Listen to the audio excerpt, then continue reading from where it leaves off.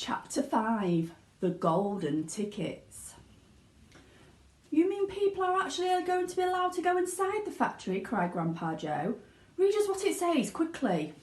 All right, said Mr. Bucket, smoothing out the newspaper. Listen. The Evening Bulletin. Mr. Willy Wonka, the confectionery genius whom nobody has seen for the last 10 years, sent out the following notice today.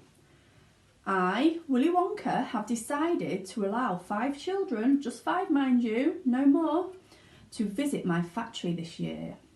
These lucky 5 will be shown around personally by me, and they will be allowed to see all the secrets and the magic of my factory. Then, at the end of the tour, as a special present, all of them will be given enough chocolates and sweets to last them for the rest of their lives. So watch out for the golden tickets. 5 golden tickets have been printed on golden paper, and these 5 golden tickets have been hidden underneath the ordinary wrapping paper of 5 ordinary bars of chocolate. These 5 chocolate bars may be anywhere, in any shop, in any street, in any town, in any country in the world, upon any counter where Wonka's sweets are sold. And the 5 lucky finders of these 5 golden tickets are the only ones who will be allowed to visit my factory and see what it's like inside. Good luck to you all and happy hunting. Signed, Willy Wonka. The man's dotty, muttered Grandma Josephine. He's brilliant, cried Grandpa Joe. He's a magician. Just imagine what will happen now. The whole world will be searching for those golden tickets. Everyone will be buying Wonka's chocolate bars in the hope of finding one. He'll sell more than ever before. Oh, how exciting it would be to find one. And all the chocolate and sweets that you could eat for the rest of your life, free, said Grandpa George. Just imagine that. They'd have to deliver them in a truck, said Grandma Georgina. It makes me quite ill to think of it, said Grandma Josephine. Nonsense, cried Grandpa Joe. Wouldn't it be something, Charlie, to open a bar of chocolate and see a golden ticket glistening inside? It certainly would, Grandpa, but there isn't a hope, Charlie said sadly. I only get 1 bar a year. You never know, darling, said Grandma Georgina. It's your birthday next week. You have as much chance as anybody else. I'm afraid that simply isn't true, said Grandpa George. The kids who are going to find the golden tickets are the ones who can afford to buy bars of chocolate every day. Our Charlie gets only 1 a year. There isn't a hope. Chapter 6. The First 2 Finders. The very next day, their first golden ticket was found. The finder was a boy called Augustus Gloop, and Mr. Bucket's evening newspaper carried a large picture of him on the front page. The picture showed a 9-year-old boy who was enormously fat. He looked as though he had been blown up with a powerful bomb. Great flappy folds of a fat bulged out from every part of his body, and his face was like a monstrous ball of dough with 2 small, greedy, current eyes peering out upon the world. The town in which Augustus Gloop lived, the newspaper said, had gone wild with excitement over their hero. Flags were flying from all the windows, children had been given holiday from school, and a parade was being organized in honor of the famous youth. I just knew Augustus would find a golden ticket, his mother had told the newspaper man. He ate so many bars of chocolate a day that it was almost impossible for him not to find one. Eating is his hobby. You know, that's all he's interested in. But still, that's better than being a hooligan and shooting off zip gun and things like that in his spare time, isn't it? And what I always say is, he wouldn't go in eating like he does unless he needed nourishment, would he? It's all vitamins. Anyway, what a thrill it will be for him to visit Mr. Wonka's marvelous factory. We're just as proud as anything. What a revolting woman, said Grandma Josephine. "And what a repulsive boy," said Grandma Georgina. "Only 4 golden tickets left," said Grandpa George. "I wonder who will get those." And now the whole country, indeed the whole world, seemed suddenly to be caught up in a mad chocolate buying spree.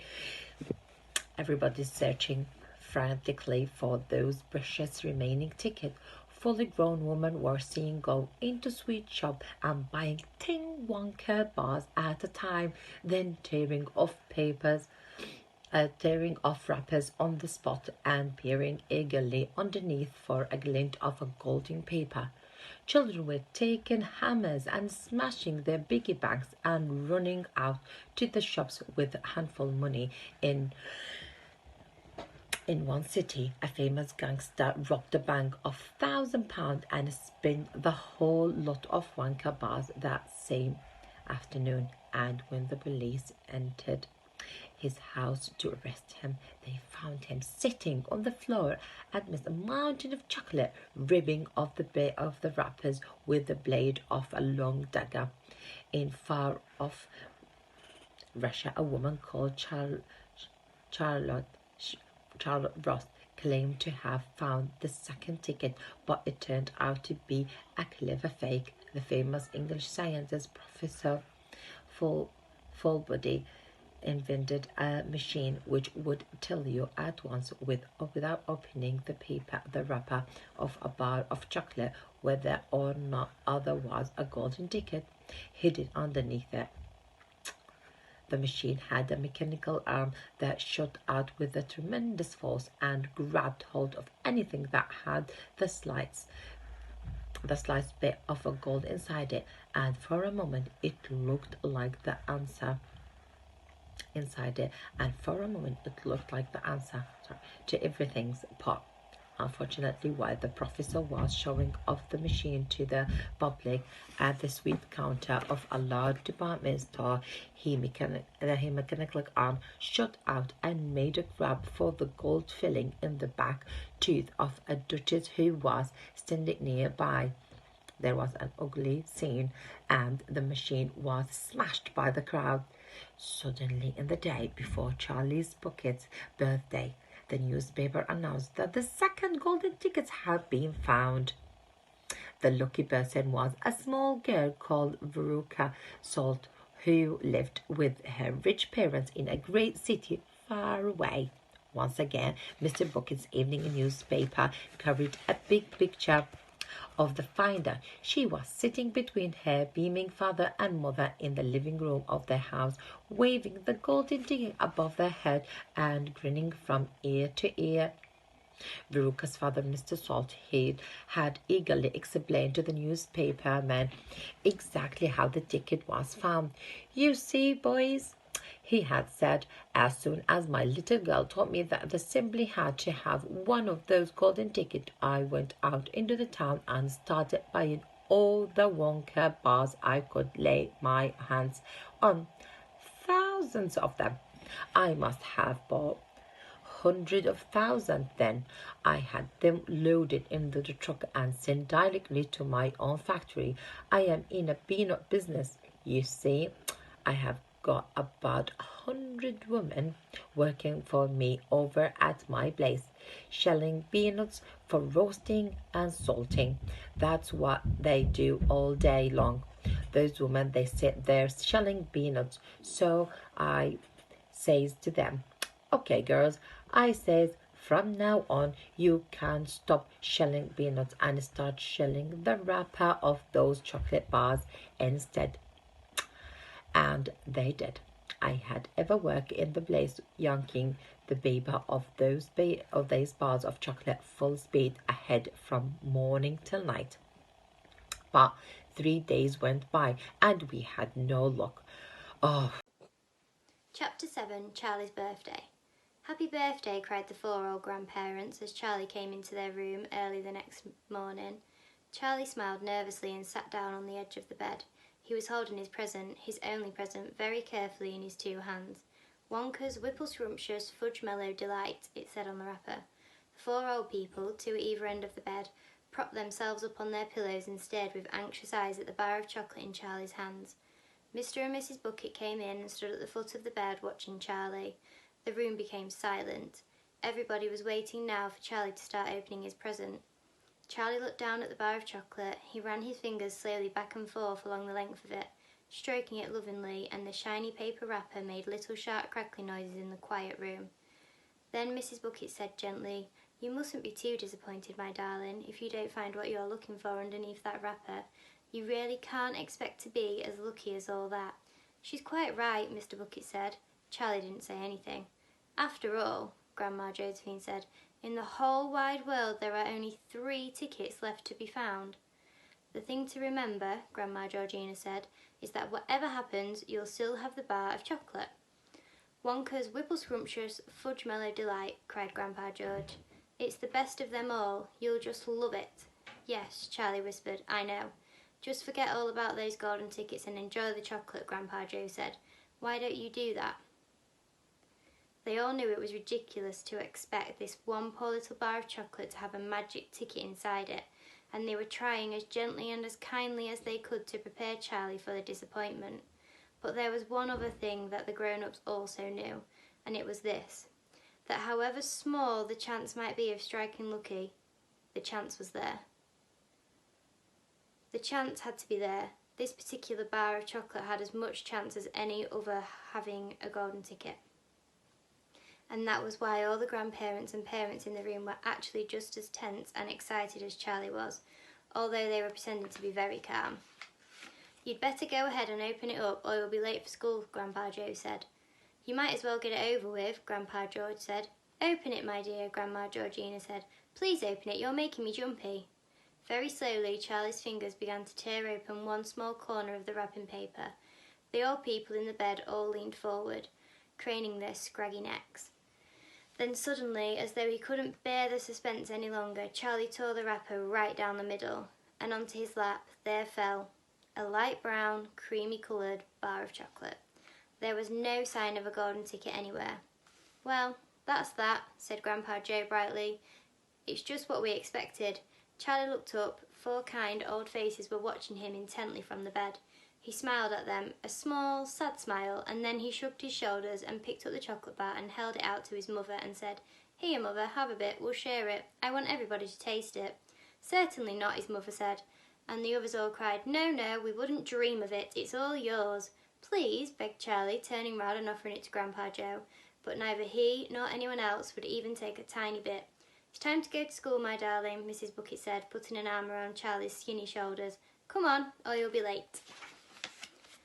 Chapter 8. 2 more golden tickets found. That evening, Mr. Bucket's newspaper announced the finding of not only the 3rd golden ticket, but the 4th as well. 2 golden tickets found today, screamed the headlines. Only 1 more left. "All right," said Grandpa Joe, when the whole family was gathered in the old people's room after supper. "Let's hear who found them." "The 3rd ticket," read Mr. Bucket, holding the newspaper up close to his face because his eyes were bad and he couldn't afford glasses. "The 3rd ticket was found by Miss Violet Beauregard." There was excitement in the Beauregard household when our reporter arrived to interview the lucky lady. Cameras were clicking, flashbulbs were flashing, and people were pushing and jostling and trying to get a bit closer to the famous girl. And a famous girl was standing on a chair in the living room, waving the golden ticket madly in her arms as though they were flagging a taxi. She was talking very fast and very loud to everyone, but it was not easy to hear her what she said because she was chewing so ferociously upon a piece of gum at the time. "I'm a gum chewer normally," she shouted, "but when I heard about the ticket thing, Mr. Wonka, I gave up and started on chocolate bars in the hope of striking lucky. Now, of course, I'm back on gum. I just adore gum. I can't do without it. I munch it all day long, except for a few minutes at meal times when I take it out of the stick and stick it behind my ear for safekeeping." To tell you the truth, I simply wouldn't feel comfortable if I didn't have the little wedge of gum to chew on every moment of the day. I really wouldn't. My mother says it's not like ladylike, and it looks ugly to see a girl's jaw going up and down like mine does all the time. But I don't agree. And who's she to criticise?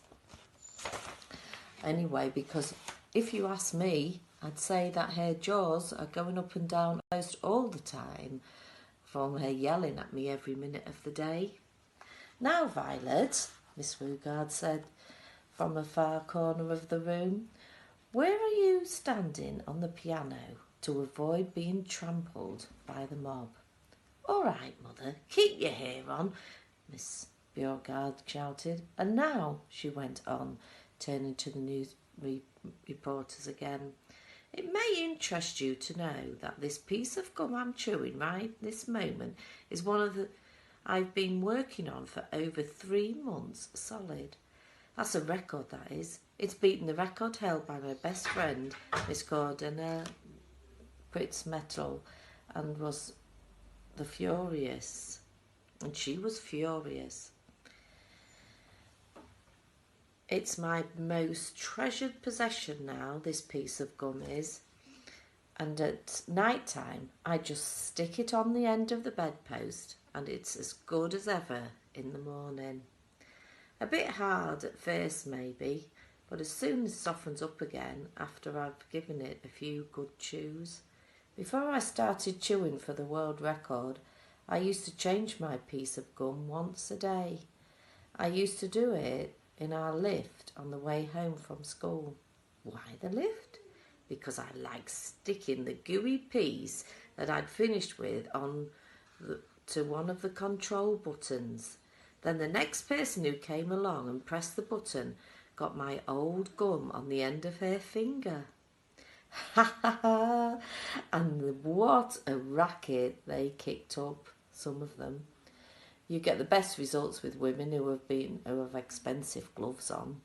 Oh yes, I'm thrilled to be going to Mr. Wonka's factory, and I understand that afterwards he's going to give me enough gum to last me for the rest of my life. Hooray! Beastly girl, said Grandma Josephine. Despicable, said Grandma Georgina. She'll come to a sticky end one day, chewing all that gum. You see if she doesn't. And who got the 4th golden ticket? Charlie asked. Now let me see, said Mr. Bucket, peering in the newspaper again. Oh yes, here we are. The 4th golden ticket, he read, was when their reporters arrived. But young Mike TV and lucky winner seemed extremely annoyed by the whole business. Can't you fools see I'm watching television? He said angrily. I wish you wouldn't interrupt.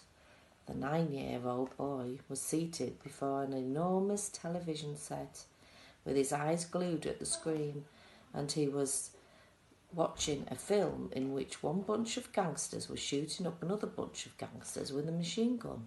Mike TV himself had no less than 18 toy pistols of various sizes hanging from belts around his body, and every now and again he would leap up in the air and fire off half a dozen rounds from one another of these weapons. Quiet, he shouted when someone tried to ask him a question. Did I tell you not to interrupt? This shows how absolute whiz-banger. It's terrific. I watch it every day. I watch all of them every day, even the rotten ones when where they're no shooting. I like the gangsters best. They're terrific. Those gangsters, especially when they start pumping each other full of lead, or flashing the old silhouettes, or giving each other 1, 2 or 3 with their knuckle dusters. Gosh, what would I give to be doing that myself? It's the life. I tell you, it's terrific. That's quite enough, snapped Grandma Josephine. I can't bear to listen to it. Nor me, said Grandma Georgina. Do all children behave like this nowadays? Like these brats we've been hearing about? Of course not, said Mr. Bucket, smiling at the old lady in the bed. Some do, of course. In fact, quite a lot of them, but not all. And now there's only one ticket left, said Grandpa George. Quite so, sniffed Grandma Georgina. And just as sure as I'll be having cabbage soup for supper tomorrow, that ticket'll go to some nasty little beast who doesn't deserve it.